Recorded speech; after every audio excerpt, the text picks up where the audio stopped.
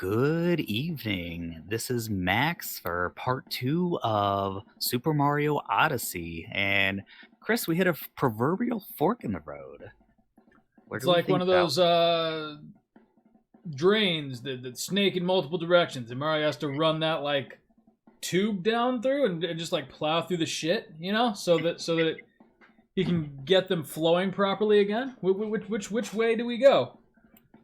Well, I don't know where Bowser went, but we're going to the Wooded Bowser Kingdom. is the shit, and Mario is the pipe snake, just plowing through the shit.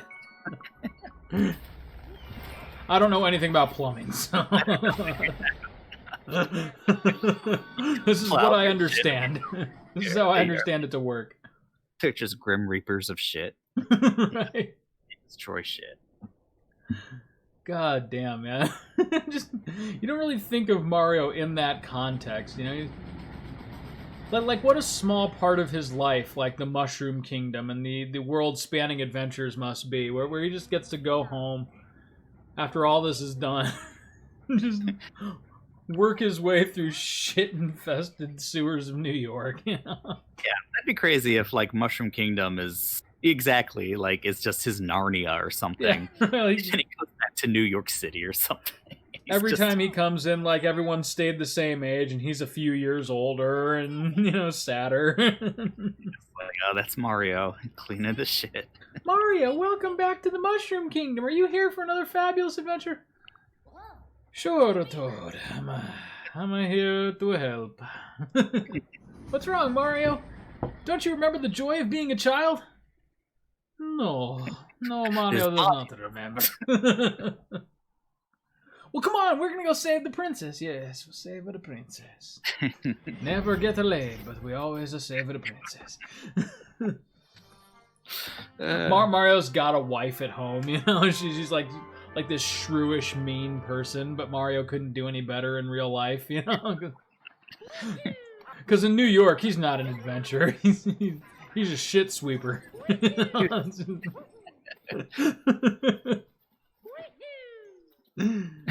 Oh, God. Which is weird, because that's kind of the theme of the American version of Super Mario Brothers 2, right? Like it was all a dream. It was all just like this fanciful imagining of Mario's, you know? Oh, God. This one took forever. I had no idea where this shit was. Oh, yeah. Well, the But the sombrero compass, gives it away, but you need to find those exact two bushes. Yeah, and I think it's just go north from that guy. And you got a ground pound. Or something like that. Oh, Yeah. so stupid. Yeah, some of those could be challenging. Some of those were definitely challenging. But really fun to do, though. Yeah. Oh my God, getting some of these moons and trying to figure out where they were, like, was the most fun shit. Yeah, it is. And, it's been just long enough since I, like, completed this game that there's going to be a few surprises in here for me, which is really nice. In a game this big, like, you can't possibly remember everything, and so, like, there's going to be parts where, like, oh, I vaguely remember this. How do we get out to it? What's the point of all that? I thought maybe it would take me somewhere, but yeah. The goddamn Sphinx. I love the riddle sphinxes, Are you here to fix my plumbing? No, I'm not the plumber. Oof. That wasn't much of a riddle. Yeah, I wasn't really reading the stories. I'm so fucking stupid. That's right. I forgot that the whole theme of this game is Bowser is, like, going through these worlds, like, wedding shopping. Basically, yeah, which I love. Yeah, I think that's because, like, he really thinks this is his big fucking day, Like, the princess is gonna come around when he sees how much he stole for her, It's kind of cute, but also horrible. Princess. Do you know how many people I had to kill to get this dress? And I'd fucking do it again. It's like what we were talking about in middle school, where, like, any girl that showed even a slight interest in it's like, yes, you are my forever. It's just like how poor Bowser feels. Like, Peach couldn't be any less interested, but, like, she is a single female who is available, and so he's just like, yes, my bride.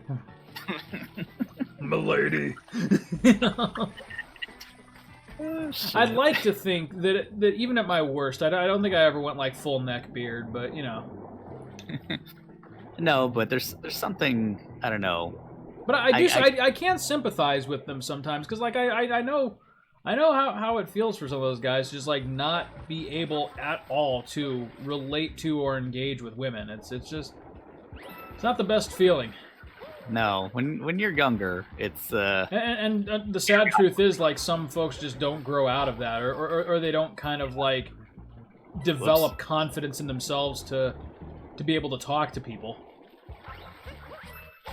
ow, why do I suck? Or like Bowser, they just assume that like, you know, if I just had enough power, she'd love me. That is a good sad Bowser. Yeah, right. Bowser's Just a fucking neckbeard. Nobody loves me. the problem is for a lot of those dudes, what ends up happening is they think, you know, the women themselves and not their personality quirks are the issue. Yeah. And so they end up becoming like quite violent and Yeah. yeah, the fucked up internet culture and 4chan and all that shit, you know. It's a pressure cooker. It is. Yeah, and I hate to think that, you know, like I personally could have gone down that road, you know, and it's not a fun that's not a fun train of thought to follow. Like, you ever do that, like where you just like think of awkward mistakes you made in high school and like just kick yourself over it? Yep, time. Only every single day. Only every waking moment of my existence. Much. But dude, it's Oh. that kind of culture. It is. Oh, what the? It's really sad, and it's also shit. dying. You need a There's- star or a heart or something. Oh right. I gotta just stomp on these guys. There's something about loneliness Yeah. and like how It breeds aggression. yeah, and aggression, but also just like ideal. Well, first of all, I think about every like neckbeard and what do you call it? Incel. Yeah, And- that's the word I was looking for. Neckbeard is unfair because, you know, there's some people that just don't look all that great. You know, I've been there too. You know? But yeah, not every neckbeard is an incel, but Oh god. most incels are neckbeards. Yeah, that's true. That's true. There you go. There's something about being an incel and stuff that just makes you Republican. I don't know. Yeah, dude, they always seem to figure that like that's how they can get on top by like siding with like this ideal of like the you know, the powerful white male. You know, like that's because in their version of the world, like, you know, those women that reject you under like the Trump world, like those women would be owed me, you know? There's something about just being alone and cruelty, and it's just like Yeah. you become more selfish, and that's why Right. I think And the sad thing is for a lot of these guys, not that Trump himself in any way is, but like a lot of Trump followers are victims. You know, they've been Yeah. sold this lie that the only way that they can be successful is to get in on like kind of this hateful, you know, oppressive rhetoric. You know, it's nasty. And again, I'm probably sounding like your stereotypical woke lib at this point, but you know, It's true, man. I had to do some like serious growing up before like I could, you know, like socialize with people in a healthy way. So yeah, I do know what a lot of these guys who really feel like Trump and like the Republican machine are like their only option. Like not that my politics were ever necessarily that, but like, you know, you seek kind of like this escapism. And fortunately for me, the escapism was just video games. and it's there's something like exactly your life is sad and you want to connect with people, and Right. it's kind of like you unfortunately some people find answers with some of those ideals, you know. Right, or they figure the reason that they're unable to interact with people is because of someone else who is actively holding them back from doing that. Oh shit, I forgot about this.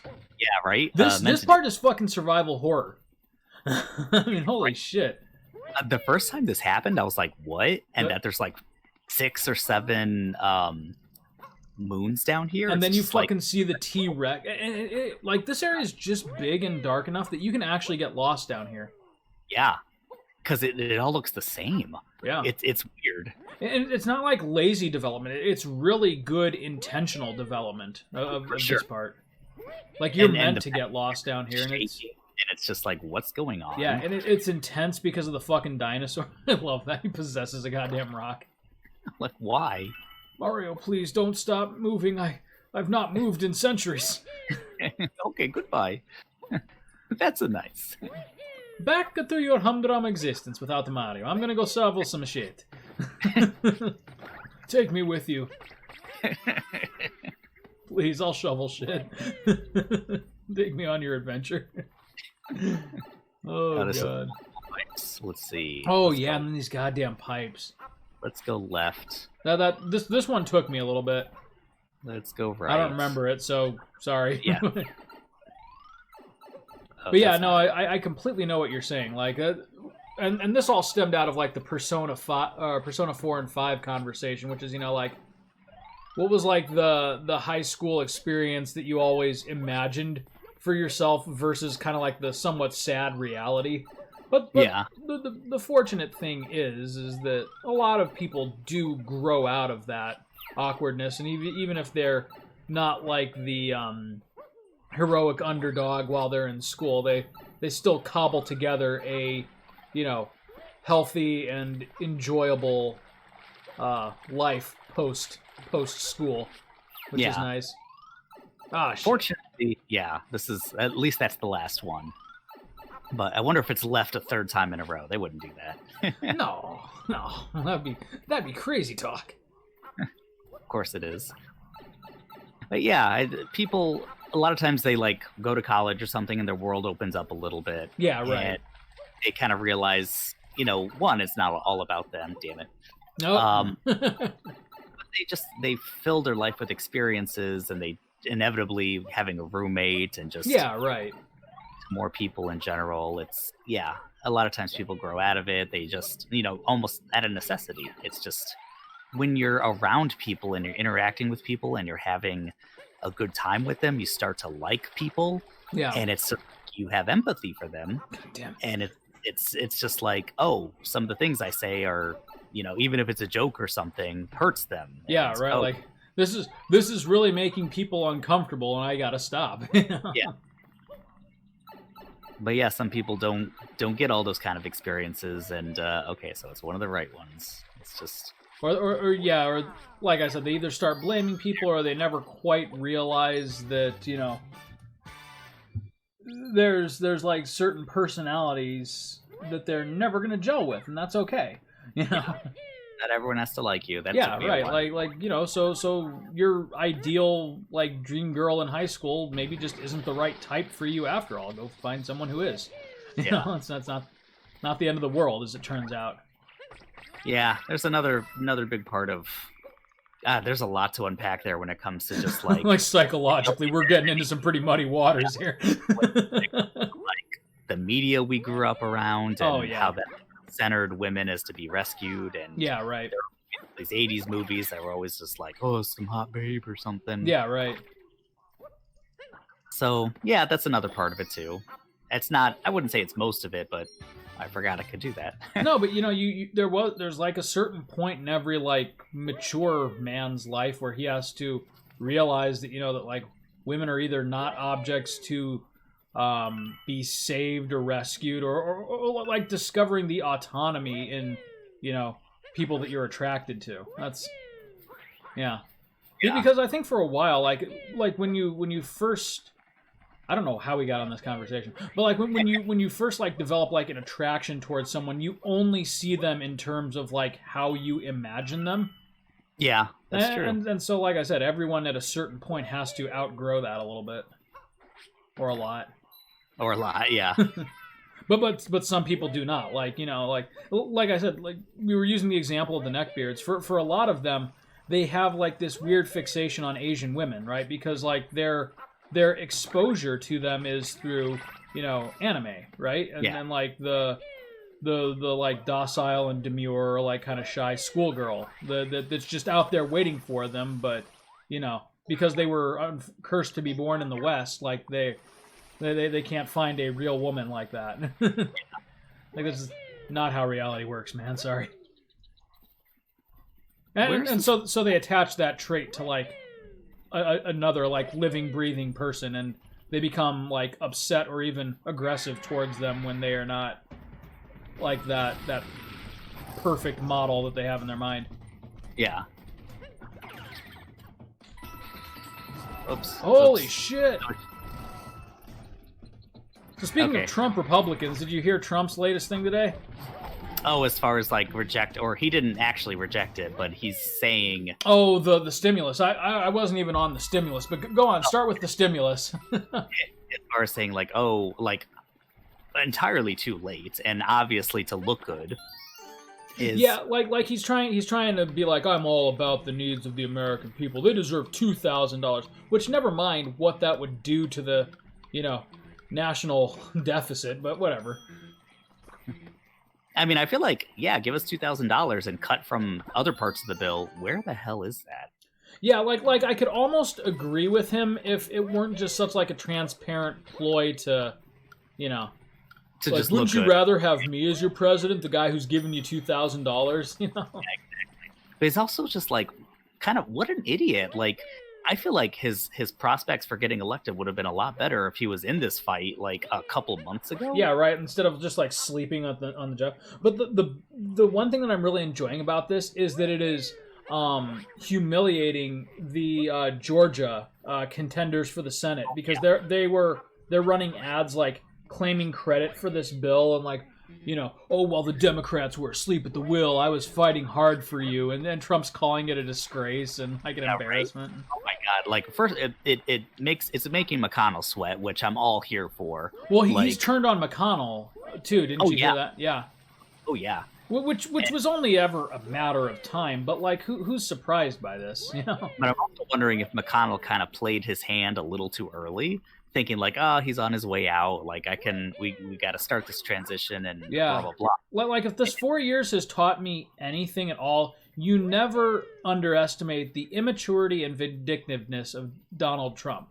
Like, you may only have 24 hours to deal with him. He will absolutely get on social media and dismantle your career in those 24 hours. Yeah, it's true. And McConnell's learning that about his pet monster the hard way here, I think. Yeah. And it's anything that'll make McConnell sweat, I'm here for it. Yeah, because at the end of the day, Trump, like you said, is a symptom. McConnell's the disease. Yeah. And McConnell's ilk are the disease. Yeah. That man, I'm like, every time he talks or does something, like, I become more and more convinced there's just not a soul behind those tired eyes. He's just a suit full of money. That's all Mitch McConnell is. Cartoonishly evil. I know, and like so transparent. We've talked about this, I know for sure before, but like so transparent about it. Like, yeah, I'm doing this because fuck the majority of people. I'm not in it for the people. I'm in it for me and my business friends. Like that's McConnell's never pretended to be anything but that, and the fact that he keeps getting elected and keeps doing what he's doing is just mind blowing to me. Yeah, and it's like, what the fuck are the people of Kentucky like thinking? I don't know. I think they're thinking he's old and white and says things that make me afraid. So I'm gonna keep going for him. I think you're right. I mean, I can't think of anything else. Because again, not to be stereotypical here, because that's in Kentucky there are, I'm sure, some wonderful people, but by and large the political climate of that state is kind of like that fear and desire for a bygone day when men could be real men and women could be real women, and red, white, and blue apple pie bullshit. It really is. It's that Reagan era win one for the Gipper. I'm spouting out a bunch of like taglines here, but you know the cultural rhetoric that I'm referencing here, correct?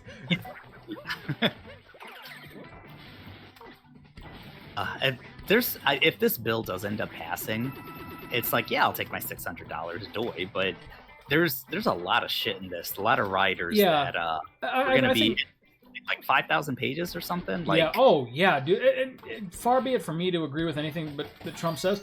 There is an awful lot packed in there that, you know, like when we're in the middle of a national crisis for the economy, you know, should we be throwing money around like this? I mean, where are the fiscal conservatives right now? Who's speaking up against all this? Like, yeah, right. Who was the one who wrote Trump's speech? You know, and what's he doing in his off hours? Can we like get his advice on this? Because clearly Trump doesn't understand shit. But whoever wrote his taglines there just might. You know, Trump didn't read 5,000 pages and pick out those numbers. You know. And again, as far as the stimulus itself goes, I'm more of Biden's line of thinking here, where like this is nothing but an investment. You know, this is money we're giving you that's designed to be pumped back into the economy. So yeah, and it's like for what they've given big corporations, not even small businesses, like people could have gotten so much more. Like since April, it was at April they passed the first one, right? Oh yeah. And what was it, like $4 billion? No, not even. It was trillions as far as like money to the biggest corporations and to make sure that they well, like figures so obscene that I like there's no worldly reference for them. Yeah, figures so obscene that basically, I mean, obviously you're not going to give them nothing, but say if everything from that bill and this upcoming bill were to go to the people, like just straight to the people, like it would be almost $15,000 for every man, woman, and child, newborn in the country, actually. Or effectively, it's one of those arguments too, where like we could stamp out inner city homelessness or student debt, and like again, I understand. I mean, I hate it, but I understand why that's not the priority, because that debt is what keeps a lot of our big businesses going, which is just shitty. And so we're certainly never going to do that. But at the same time, though, when you think about like just the astronomical things that could be accomplished with $1 trillion fucking dollars, I mean, and what we're doing instead with it, like the whole the money apparently. The money exists. We're just appropriating it in all the wrong places. Yep. It's kind of oh shit. That was like an optical illusion. That looked further than it was. It definitely looked further. But you know, it's I hate to beat on the military-industrial complex drum, because once again I start to sound like a parody of my own liberalism. But really, like the military acknowledges that they don't know how to spend the money that they're given, but we keep pumping it in there because that's what secures conservative votes. Yep. I want to make sure our boys come home safe.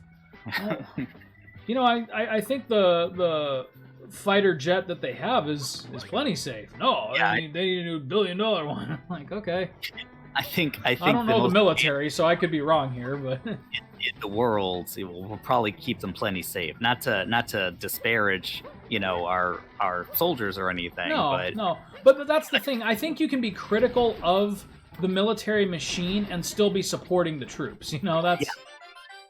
You could say that there's a limit where it's like too. Yeah. You can't say like, oh, there's never too much. It's like, no, there is. Yeah. I think let's be real here. When is too much. Like, yeah.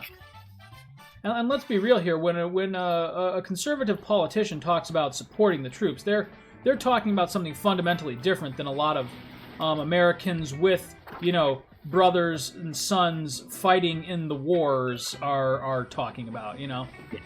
They're talking about securing our international oil interests, whereas, you know, the mom, the single mom who comes to church every Sunday is talking about bringing her 18-year-old son home safely. Yeah. But the problem is that they've equated those things so that like I can't criticize the war in Iraq because then I'm not supporting our troops. Yeah. And I'm calling that poor woman's son a failure and a coward, and that's not at all.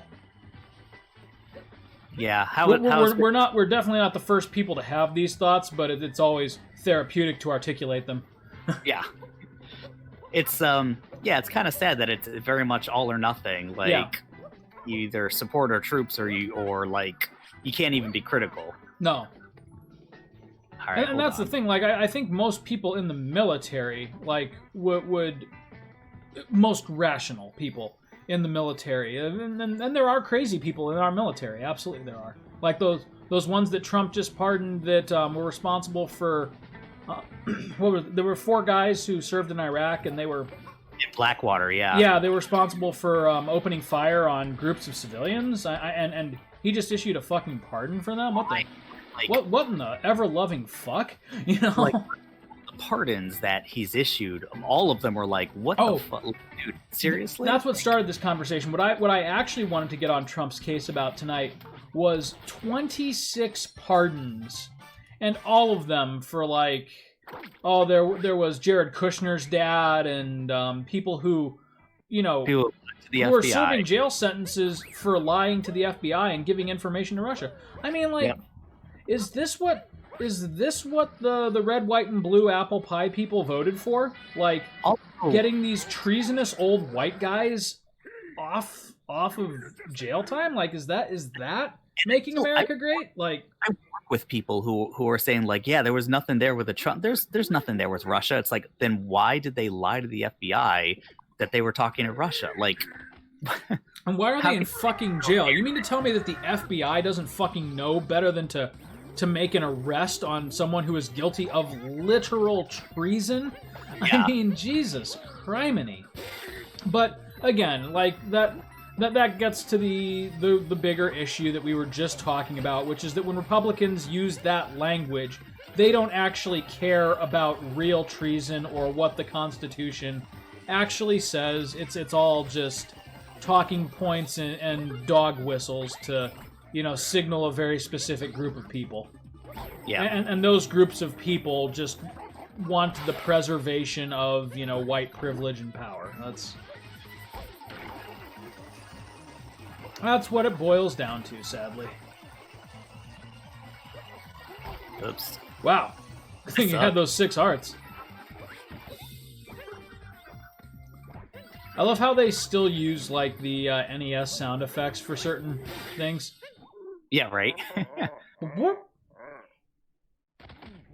The Blackwater pardons are the most all of how defeated must you feel if you're an Iraqi whose family member was murdered in cold blood, and then the leader of the free world fucking lets his killer walk free?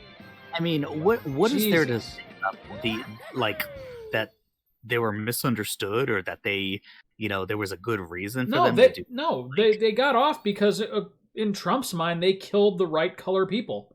I mean, that's what it is.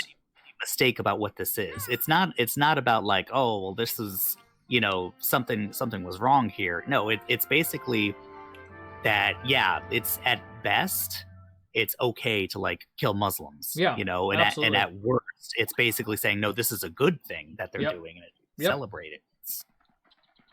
Yep. What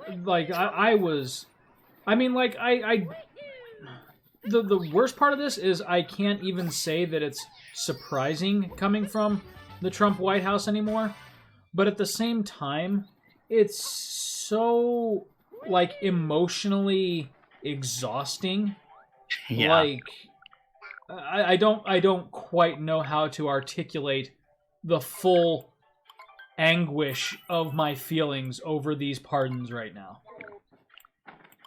But just an open, what's the word I'm looking for? Fragrant? Not fragrant is good smelling. Flagrant abuse of the office of the presidency to either support a backwards cultural agenda or private business interests. Yeah. And in his final days in office, that's all that Trump can muster. That is what these MAGA hat wearing ex-Tea Party conservatives could muster with their power.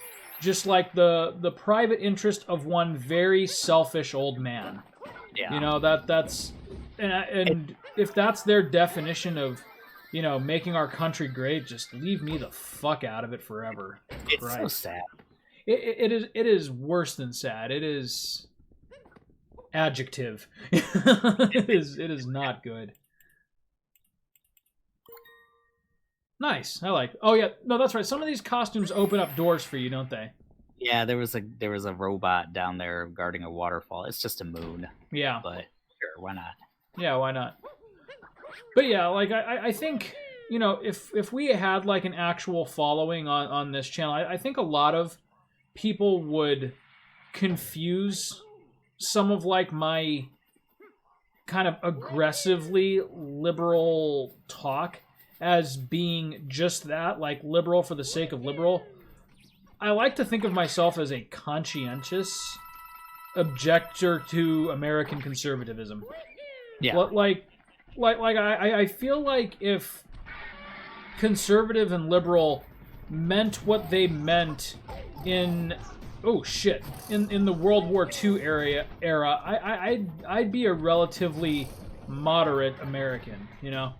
But right now, like what I see coming out of the conservative echelons of our political system is just so upsetting to me that like I've dug my heels in real hard since 2016, and like, you know, even if there's like things that I don't agree with about certain liberal policies, I'm still gonna vote like a straight Democrat ticket just so that like the pervasive open wickedness that is on like full display from people like McConnell and Trump just doesn't have an outlet anymore.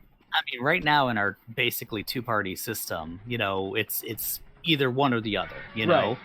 Right. And if it's basically like, okay, I don't agree with everything. Oh, come on, dude, you were running into that tree. What do you do? And certainly not all Democratic candidates are perfectly good or even, you know, like kind of good people. But like if they're going to forward an agenda that makes what we've seen over the last 4 years in the White House and in the Senate stop, then, you know, I will gladly vote for that. Yeah. And like, just deal with the fallout later, you know? Like we can work on finding the perfect candidate after we've had enough time with acceptable candidates who, you know, yeah, what do they say? Don't actively undermine a large portion of our populace. Yeah. I don't feel like that's asking too much or an unreasonable place to start, but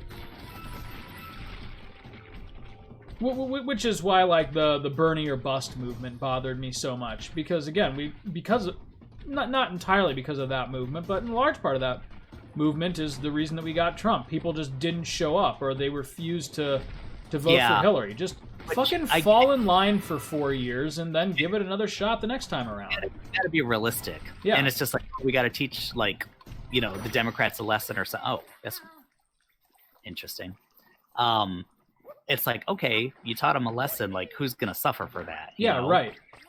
And I get people being angry and you gotta vote your hearts. It's like, okay, at the same time, like, what are you gonna get from that? You know? Right. You gotta be realistic too. My thought is you vote your heart. You vote your heart on policy. You vote your dogma on the candidates, right? You get the people in who are most in line with your agenda, even if they're not like the perfect person that you'd like to see in that office.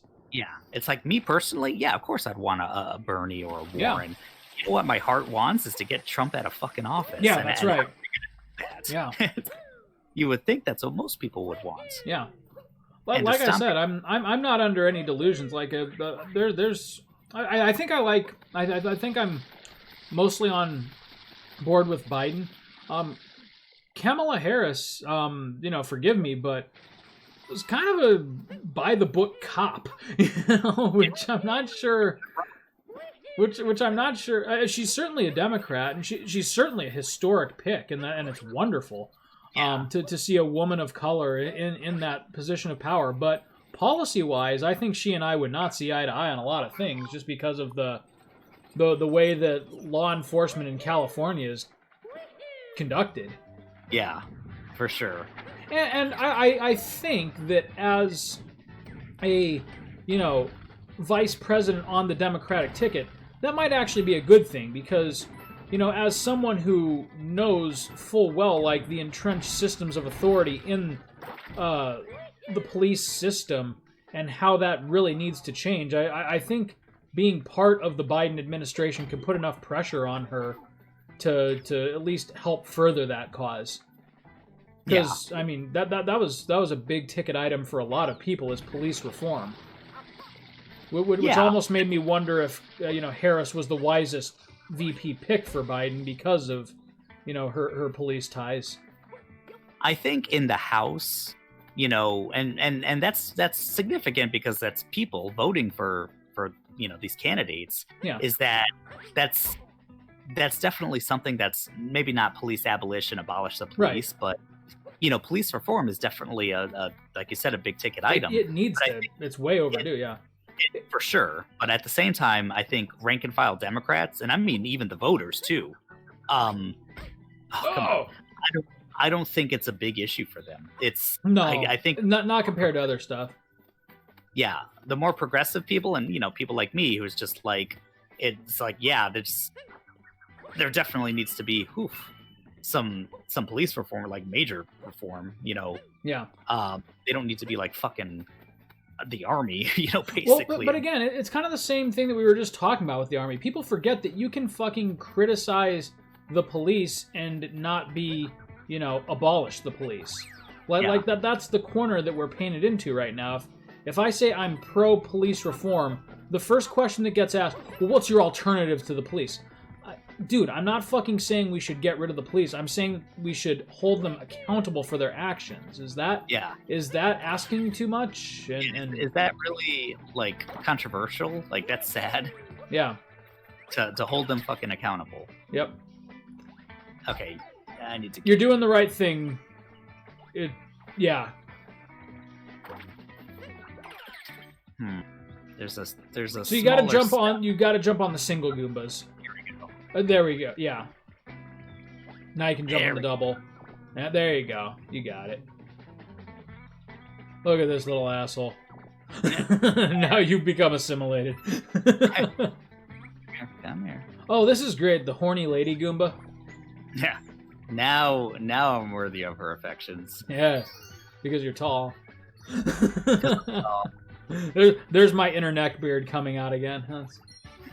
I still struggle with that. Holy shit. If I were a little bit taller, I'd be so much more successful.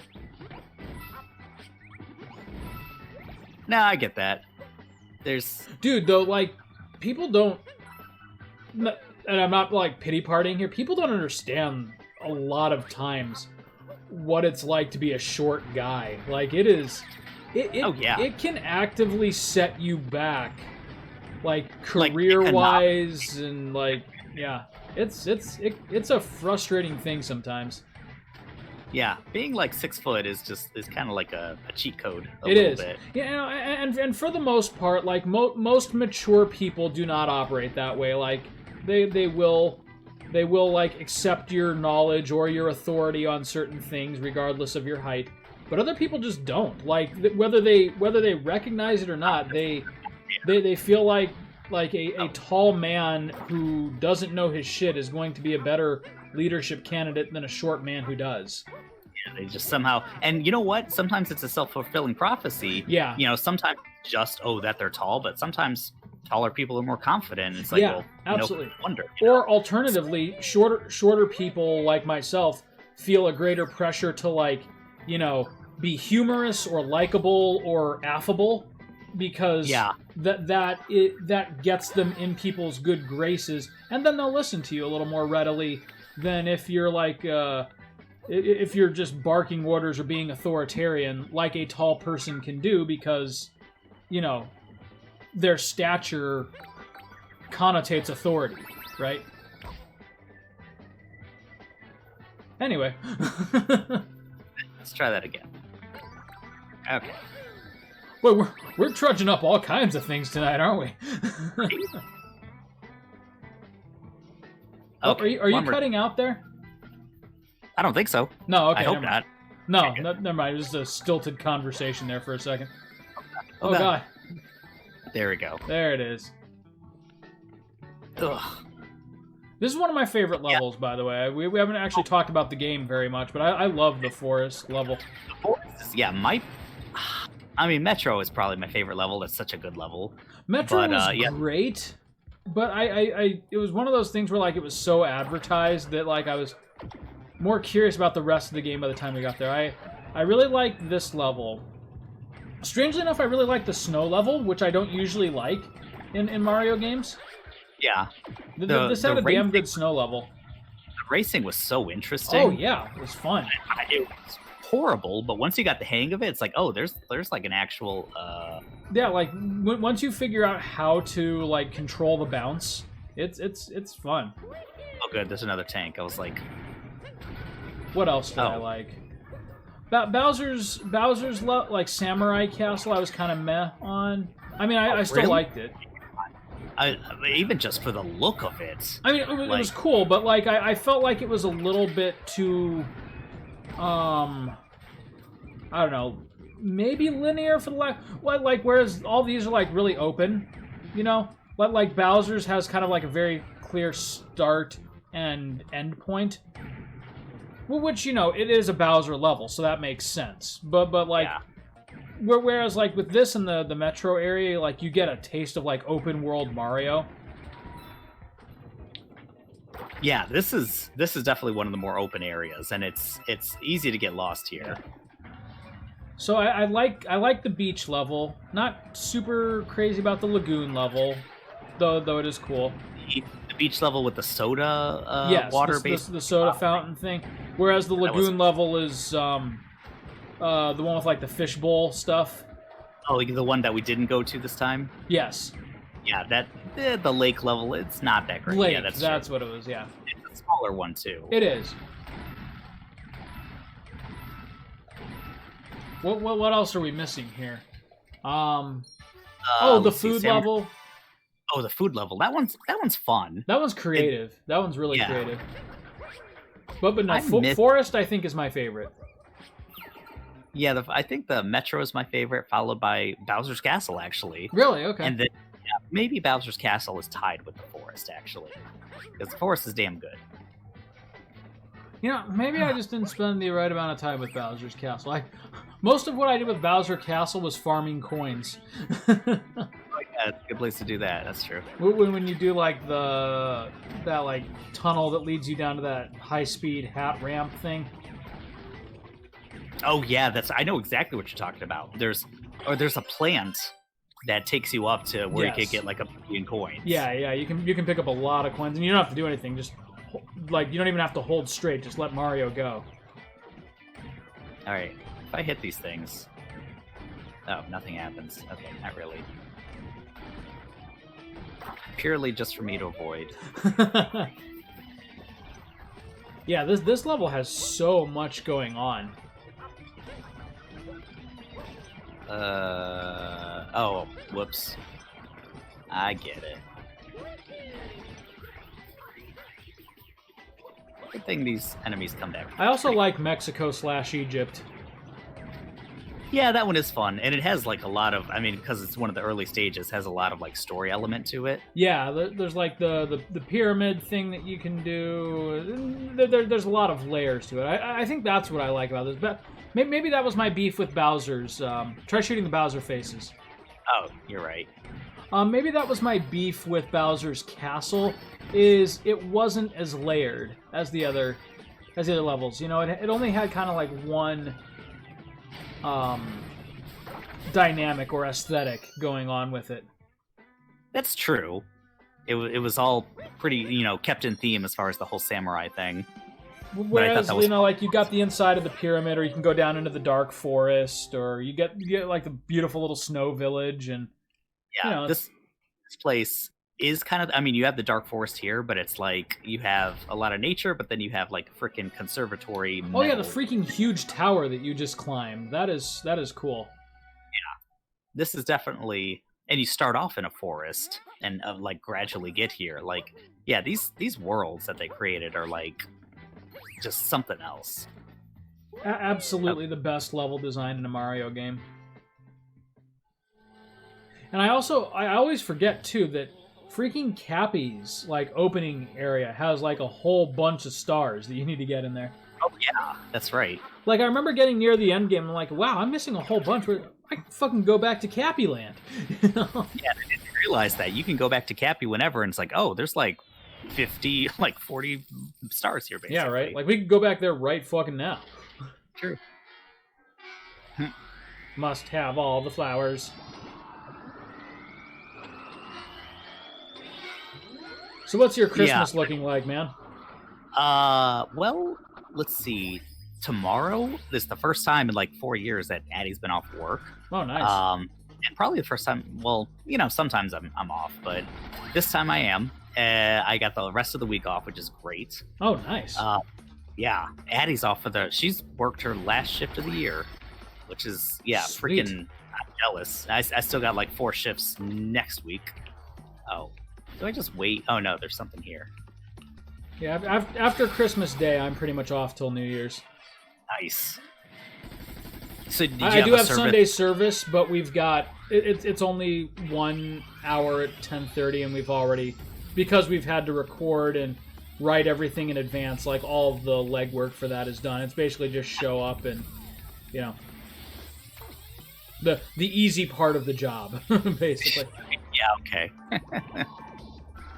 Or at least easy for me, just getting up and talking in front of people. Oh God, but what happened there?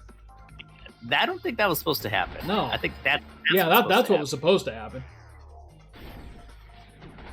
There we go. God, I love the boss fights in this game too. Yeah, pretty much always involves, you know, possessing something and using that gimmick. Yeah, like so no two are ever the same. Yeah, Except for the rabbits. We were talking about the food world, where you're basically you possess a lava, like a fireball. Yeah. And like have to swim up its lava barf, basically. Yeah, that's right. Oh, I'd forgotten entirely about that boss. You know, oh God, it happened again. Do it too early. Get out Oh of dear. there. There we go. All right.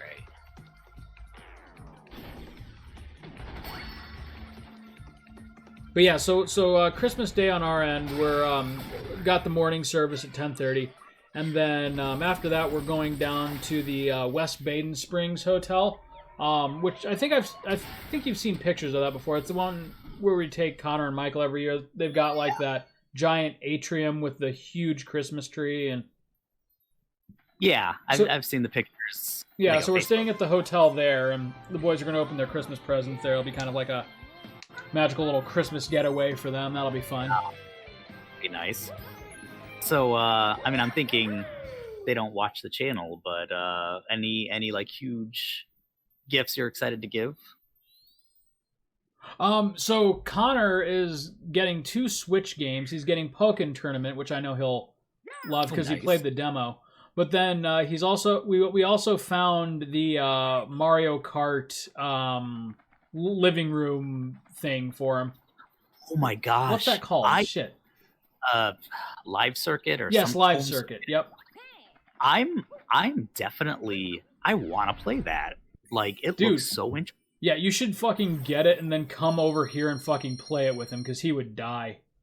God, and like having like in an apartment, it's not really tenable. But if you have a big enough room, like I don't know how durable those things are, but like making ramps and things that you can bust over, like we've got Nintendo a big open living room, dude. Just come over and we'll create some courses with Connor and he'll have a blast. Nintendo had its own like video on the Switch of like what you can do, and some of the things are like, oh, that's the level I don't like. Yeah. I mean, I like it, but not as much as the other ones. Let's go to the Cat Kingdom. Yeah. I mean, what? Why not? We can hang out here for a little bit. We can fly wherever the fuck we want. That's right. It's fucking Odyssey. But yeah, no, Connor's gonna freak out over that.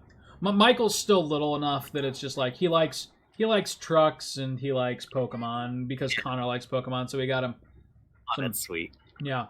We got him some cars and some stuffed animals, but he'll basically just follow Connor around and like get into whatever Connor's playing. So Yeah.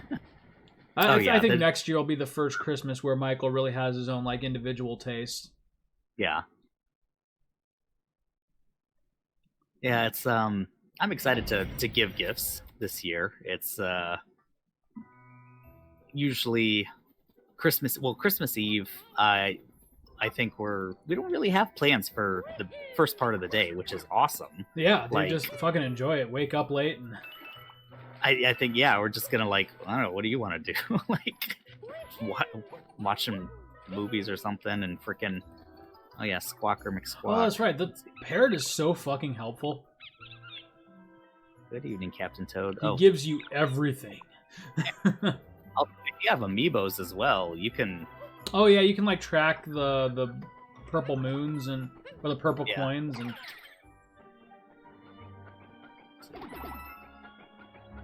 Oh, little Oomba. cat Mario.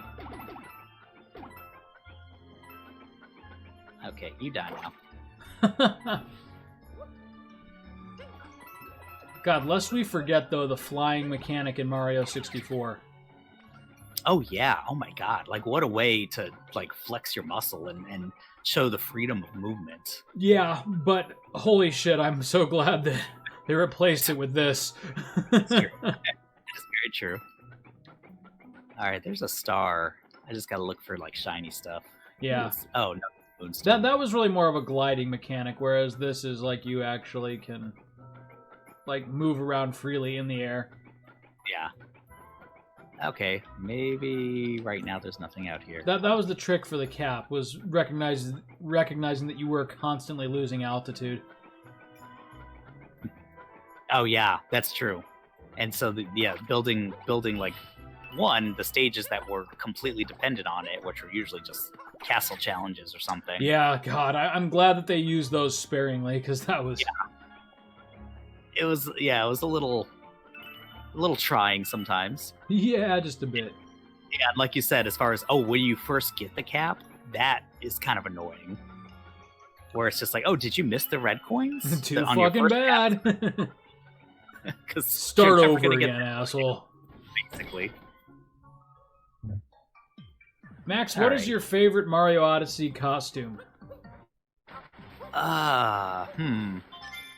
You know what? It's a weird answer, but I like the classic Mario, not the one you start the game with. Yes, the kind of reddish orange overalls. Yes. Yeah, me too. My favorite. Really? Are you serious? Yeah, I love that one. But yeah, I fucking love that. Followed closely by Clown Mario. Clown Mario's. You know what? Disturbing. I think I like. I just want to say it's like Sushi Sous Chef Mario or something. Not the samurai one, but you get it in the samurai world. Oh yeah, okay, yeah, I know what you're talking about. I'm completely not being serious though. I fucking hate clowns. Aside from that, I know there's a lot of. I mean, the skeleton one's fun. It is, yeah. I like the one that was the mad scientist that was clearly inspired by Doc from Back to the Future. Oh yeah. Whoops. Uh-oh. Did you listen to NPR, right? Yeah, has been in a while, but yeah. Oh, okay. I was going to say, did you hear the Michael J. Fox interview the other day? Hello? No. Did you not hear me? No. No, I didn't. What was that on? It was on NPR. It was just, I think it was yesterday, actually. He just released a new book. I forget exactly what it's called, but it's like An Optimist Considers Mortality. It's like his experiences with COVID-19 and how, it's kind of an interesting dynamic for him because the rest of the world is experiencing something that he's, been experiencing daily with Parkinson's. Yeah. Like kind of having to socially distance and things like that. Yeah. But it's really amazing to hear him talk these days because, we forget that, Michael J. Fox, who I still consider, Back to the Future, is now in his fucking 50s. And yeah. He's had a long and storied career. Yeah, again, one of those things that makes you feel positively ancient. Yep. Dude, Connor this year is like super into Home Alone. And Really? Yes, I don't think he realizes that it takes place in 1990 fucking one. That's awesome. Because It's really he's cool asking like all these things. Yeah, I want to get like a BB gun, and I think in his mind, Macaulay Culkin is still 8 years old, which is pretty much how it is in my mind too. But Home Alone, to its credit, is one of those movies that, like, the absence of cell phones and computers does not mean that the story itself is unrelatable in the modern context. Like, it doesn't need it. Like, certainly, like, yeah, the McAllister's problems would be instantly fixed if they just had, like, a cell phone. Yeah. But, it's a fun movie, like, that doesn't feel at all dated. No, it's it's like one of the perfect Christmas movies. It is. Watching a kid brutalize Joe Pesci just has a certain charm about it. I think it was there's a show on Netflix that's like talking about how some of your favorite movies are made, and like how Home Alone was almost not made like a bunch of times. Oh, for real? And it's kind of like, yeah, because I think it was. Because who ended up distributing Home Alone? Because it wasn't Fox, but I think it was going to be Fox. No, I'm pretty sure it's still 20th Century Fox. They're at the front of the credits. I think it was like Warner Brothers or something, Oh, and then they okay. changed it to Fox because like someone from Fox came by and they were shutting down production, and then it was like totally not really, strictly speaking, legal to do this, but they were like. The director was like showing one of his friends from like Fox around, and they're like, "We'll fucking greenlight this. We'll give you the money." Yeah, I want to watch Joe Pesci get hurt. And that they had to like Joe Pesci kind of didn't want to do it because it was more of a family friendly thing, and he was like, "Well, I can't fucking swear." Like, yeah, right. But he found ways around it. Yeah. And then which is the funniest fucking part of that movie, because he's just going, fucking shit. But it's like, oh, it's just funny, like, angry man talk. No, he's saying every goddamn swear he knows under his breath. Yeah. It's words that sound dirty, like muckluck. Yeah, right. That's a fucking shit. It's just funny Italian noises. Oh, that's awesome. I've never heard it described that way before. I love how abusing the controls makes these challenges not challenges at all. No, it's basically like you can use the it's kind of like their way of wanting you to use the Joy-Cons, but no, fuck it, I'll shake this whole damn controller. That's right. And I love it too that like in the some of my favorite missions in this game are the Koopa races, because when you get to the gold ones, like they pretty much expect you to like cheese the controls. Sure, exactly. I love that. It's kind of like the green stars in Galaxy 2. Yeah. Where it's like, oh, you thought you were clever? Like, basically doing these kind of crazy jumps. Well, you need now to you do have that. to. Yeah. Now they're required, motherfucker. No, but there is nothing more satisfying in this entire game than like nailing like a race or doing it in like a creative way that maybe even the developers didn't think of, and like having to watch the gold Koopa catch up to you. Yeah, right. Like being there at the finish line while he's still going. You feel like fucking powerful. Yeah. Whoa. Oh, okay. I don't want a frog for this. You get one more power star, Max. We're at the end of the episode already. Wow, time flies with this game. It does. That's the other thing about this. You don't realize, because it's so like you feel like it's only been 5 minutes because they give you stars every couple of seconds, but okay, let's see. You just gotta believe. Does that get you as high up as the backflip? Oh, there we go. You got it. Never should have doubted you. Oh, wait. Oh, I already have 6. Okay. But I think there's stuff you can do on the top of this hat now. Yeah. We can get one more. Easy peasy. Yeah. 10 stars later. Yeah, one more. It gets that way. Oh god, even Nintendo's so good at making games look good, even if they don't have, the processing power of the other systems. Yeah, I know. They stretch the technical capabilities of their systems and just like marry them to the art direction like the perfect way. And like sometimes you don't they even just care that there's like no fucking ray tracing or anything here, like because it all just looks so right. it looks good. Thank you, Toad. There we go. All right, Toad. You've redeemed yourself. That'll be it. Did you ever play Captain Toad's Wild Ride or whatever? Treasure Trove Wild Ride. High Times with Captain Toad. Oh wait, there's one around here. Yeah, it's on it's on one of the lampposts. Oh, is it? I think. No, I'm wrong. Because they glow when you can do that. Yeah. That was fucking awesome. High Times with Captain Toad. I want to get fucking stoned. I gotta smoke some weed. Wait, okay, it's somewhere here. Not bad. Oh, the last thing I will say tonight, since we're at the end of the episode, you asked me a little bit about Cyberpunk, and we left it sort of open-ended because all we talked about was the technical stuff. I kind of want a like cyber demon Keanu Reeves to whisper sweet nothings into my ear in real life. I think they were smart to make that character Keanu Reeves and make him look like Keanu Reeves. Because, like, he is just Keanu Keanu? Reeves. Like, Yeah. he is not a unique character. It's just Keanu being paid millions of dollars to be Keanu in a video game. They fucking knew what they were doing. They did, and I think they might have written significant portions of the story just around him, not like around his character. Just like, hey, let's get Keanu into the studio. We're gonna let him riff a little bit, and then we'll kind of like build missions around whatever the hell he says. Because like when he's talking, like some of it is like so perfectly just like detached from the context of what you're doing that. Like, you can tell it was just like, we're so glad to have him in the studio making money for our game that we don't really care what he says.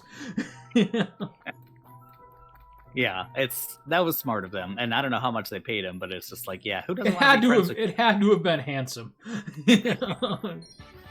Nice, there you go. Sure. Max, next time on Play the Hits, I'm thinking we'll do an episode of this and we'll finally return to Zelda, or alternatively finally beat Donkey Kong Country. Oh yeah, we got a lot to do. We've had too much on the burner last week, and I really want to get it back down to like the 2-game system that has served us well. Yeah. All right. Yeah. Sounds good to me. Where are we in Ocarina? We just beat the Water Temple. Okay, gotcha. That's right. Oh man. Yeah, well, we did that right before I think Spoopy October, and then we just kept getting sidetracked after that. Yeah. Speaking of which, Spoopy October, we could have done the temple. That would have fit pretty well. It would have, but I'm not willing to wait till next Spoopy October. So. No, it's not. All right, Max. We will see you next time. Then. So fucking adorable.